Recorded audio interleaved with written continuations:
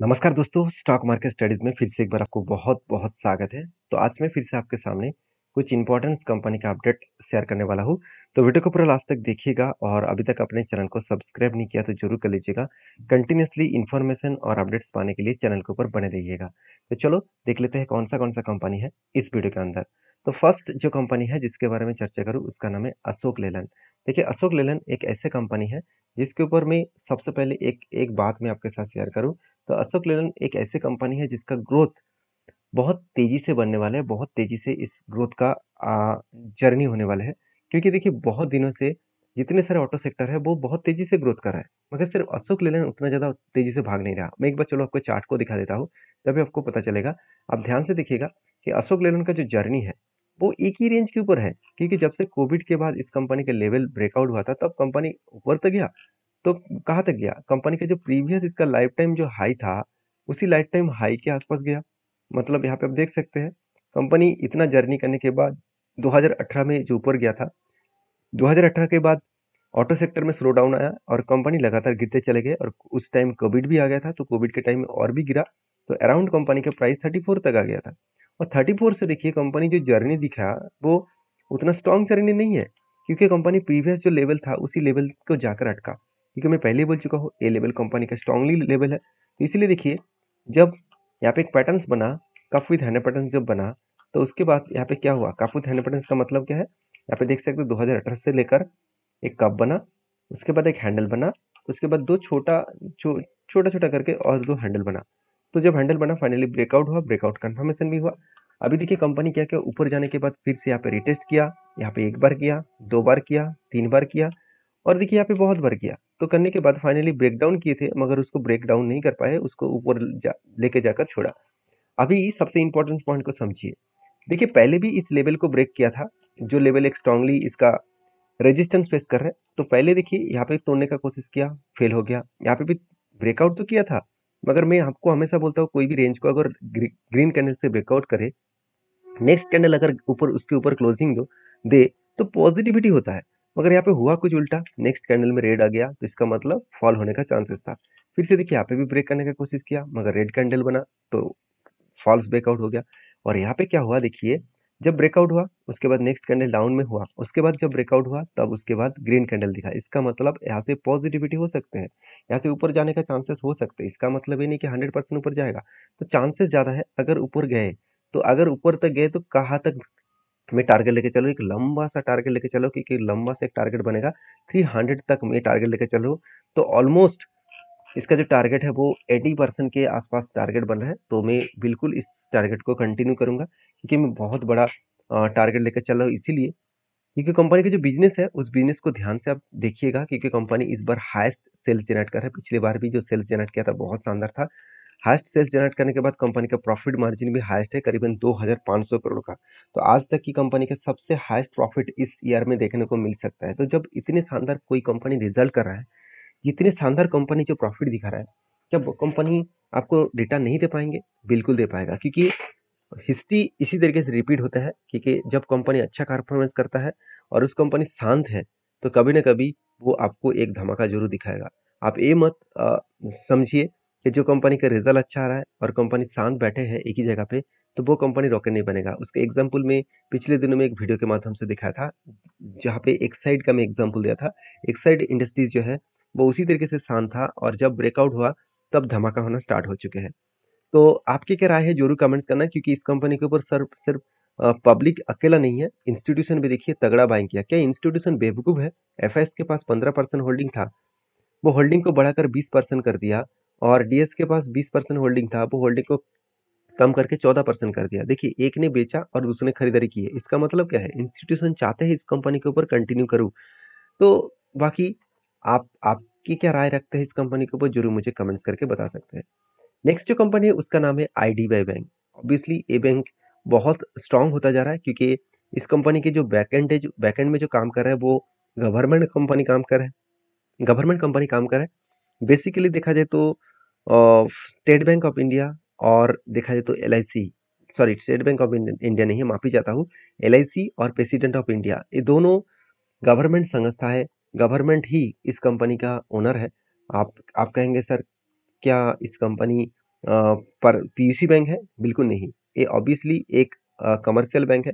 Obviously एक देखा जाए तो आप खुद ही देख लीजिए एक प्राइवेट बैंक है। प्राइवेट बैंक के लिस्ट में इस कंपनी का नाम देखने को मिलेगा। तो लंबा सा लिस्ट में इस कंपनी का नाम आपको देखने को मिलेगा क्योंकि कंपनी ऑलमोस्ट 1 लाख करोड़ के आसपास पहुंचने वाला है। और सबसे इंपॉर्टेंट पॉइंट है, जितने सारे इस सेक्टर के बैंक हैं उसमें देखेंगे तो सेल्स का ग्रोथ इसका शानदार है। और सबसे बड़ी बात, इस कंपनी का प्रॉफिट ग्रोथ बहुत तगड़ा है।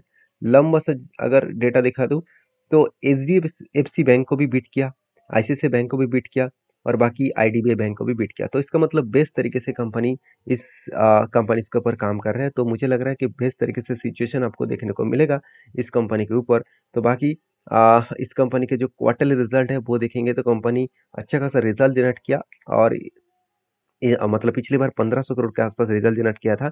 अब ये देखना है कि कंपनी इस बार कितना रिजल्ट करने वाला है। तो जो डेटा यहाँ पे सामने आ रहा है तो 5000 करोड़ का रिजल्ट देखने को मिला है, मतलब 5000 करोड़ का टिल टू मंथ। तो करंट जो ईयर चल रहा है उसमें कंपनी का 5000 करोड़ तक कंपनी का प्रॉफिटेबिलिटी देखने को मिला। तो जिसके चलते मुझे लग रहा है कि अच्छा खासा एक हाई ग्रोथेबल सिचुएशन यहाँ पे देखने को मिल सकता है। बाकी आपके क्या ओपिनियन है, आपकी क्या राय है, जरूर कमेंट्स करके बताना।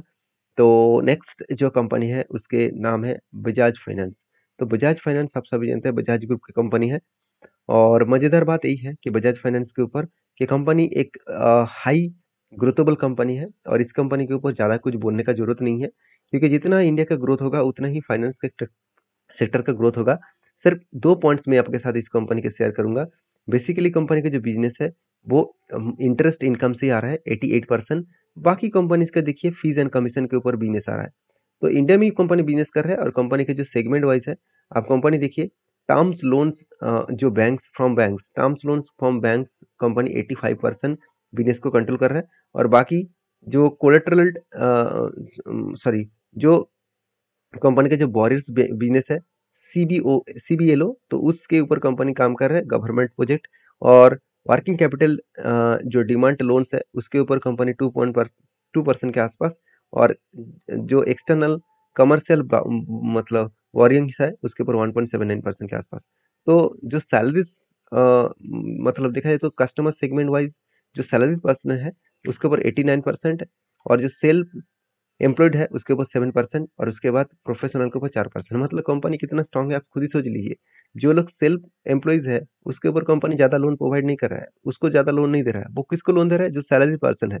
मतलब उससे लोन उठाना आसानी होगा क्योंकि हमेशा हर मंथ वो सैलरी मिलते रहेंगे उसको। और उस सैलरी पर्सन से वो इजीली उसका जो मतलब इंस्टॉलमेंट है, इसका जो इंटरेस्ट है वो हर मंथ उसको मिलता रहेंगे। तो इसलिए इसका एनपीए बहुत कम है। ये बहुत स्ट्रांग कंपनी, इसलिए मैं बार बार बोलता हूँ क्योंकि इस कंपनी का मैनेजमेंट इतना स्ट्रांग है। इसका एनपीए के लेकर वो बहुत बुलिश रहता है क्योंकि कभी कभी एनपीए 0.1% के ऊपर चला गया था। आज एनपीए 0.37% के आसपास आ गया, मतलब एकदम ना के बराबर एनपीए है। 100 रुपीज में सिर्फ 35 पैसे के आसपास, 30 से 35 पैसे के आसपास कंपनी का एनपीए देखने को मिला है। तो ना के बराबर है। तो अगर इस एनपीए डूब भी जाए तो मतलब एनपीए तो डूब गया, मतलब इस एनपीए अगर उठा नहीं पाए इसी तरीके से अगर कंटिन्यू रहा तो कंपनी को कोई भी फर्क नहीं पड़ेगा। तो बेसिकली बजाज फाइनेंस के ऊपर इसलिए मैं बुलिश हूँ। बाकी इस कंपनी के ऊपर एक चीज़ों को और भी नोटिस करना, एज ए इन्वेस्टर इस कंपनी के ऊपर कभी भी माल बेचने के लिए तैयार नहीं होगा क्योंकि इंस्टीट्यूशन जानते हैं कि इस कंपनी के ऊपर माल बेच दूंगा तो मैं रहूंगा कहाँ पे और मैं किस तरीके से काम करूंगा। तो बाकी इस कंपनी के टेक्निकली जो चार्ट पढ़ना है उसके ऊपर मैं पहले ही बुलिश हूँ। ऑब्वियसली इस कंपनी के ऊपर जो पैटर्न्स बना है वो कुछ इस तरीके से बना। यहाँ पे देख सकते हैं शोल्डर, फिर से शोल्डर, एक बिग हेड, उसके बाद शोल्डर बना। और मुझे लग रहा था कि यहाँ पे एक ब्रेकआउट हुआ है तो ब्रेकआउट कंफर्मेशन करेगा, तो ब्रेकआउट कंफर्मेशन नहीं हुआ, तो इसलिए मैंने इस जगह पे कोई भी एंट्री नहीं लिया। तो बाकी इस कंपनी के ऊपर एक चीज मैं आपको नोटिस जरूर करा दूं। आरएसआई के स्ट्रेटेजीज के हिसाब से मुझे एक एंट्री मिला था। वो एंट्री किस तरीके से मिला मैं आपको यहाँ पे एक डेटा बताने वाला हूँ। ध्यान से इस चीज़ों को देखना, नया कुछ सीखने को मिलेगा। देखिए आरएसआई जब 30 के नीचे आया था तब कौन सा डेट में था, एक बार मैं आपको मार्किंग करा देता हूँ। तो आरएसआई 30 के नीचे कब आया था? आरएसआई 30 के नीचे बेसिकली देखा जाए तो इस लेवल में आया था। इस लेवल का मतलब क्या है, मैं एक बार आपको लाइन ड्रॉ करके देता हूँ। ये जो कैंडल है, ये जो कैंडल है इस कैंडल में आया था। और उसी टाइम में देखिए 200 डेज मूविंग एवरेज के नीचे भी उस कैंडल बना। तो आरएसआई जब 30 के नीचे है और 200 डेज मूविंग एवरेज के नीचे कैंडल बना है, तो जब नीचे को टच किया तब मैंने क्या किया, एंट्री लिया। और उस कंपनी के ऊपर टारगेट कहाँ तक रखा, जब आरएसआई 70 के ऊपर चला गया तब तक मैंने टारगेट रखा। मतलब RSI 70 के ऊपर गया तो ईज़िली वो टारगेट को यहाँ पे क्या किया, अचीव किया। तो बेसिकली देखा तो कंपनी बेस्ट तरीके से यहाँ पे टारगेट को अचीव किया। तो मैं ज़रूर कहूँगा इस कंपनी के ऊपर फोकस रखिए, इस कंपनी के ऊपर स्टडी करिए, उसके बाद काम करिए। तो बाकी आपकी क्या राय है ज़रूर मुझे कमेंट्स करना। वीडियो अच्छा लगे तो प्लीज़ एक लाइक करना। तो मिलते हैं नेक्स्ट वीडियो में। और हाँ, जाते-जाते और एक पॉइंट्स मैं बोलना ही भूल गया, और एक कंपनी से जिसके बारे में चर्चा मैं कर लूँ, क्योंकि इसके ऊपर एक अपडेट है जिसका नाम है भारत बिजली लिमिटेड। तो जो कंपनी एक 3,700 करोड़ का कंपनी है, छोटा-सा कंपनी है, फिर भी इस कंपनी ने एक बड़ा अनाउंसमेंट किया। 24th ऑफ अप्रैल में कंपनी हर एक के बदले 2 शेयर आपको देने वाला है, क्योंकि कंपनी की जो फेस वैल्यू है वो ₹10 से ₹5 होने वाला है। तो वीडियो में जानकारी अच्छा मिले तो प्लीज़ लाइक करना। मिलते हैं नेक्स्ट वीडियो में, तब तक के लिए धन्यवाद।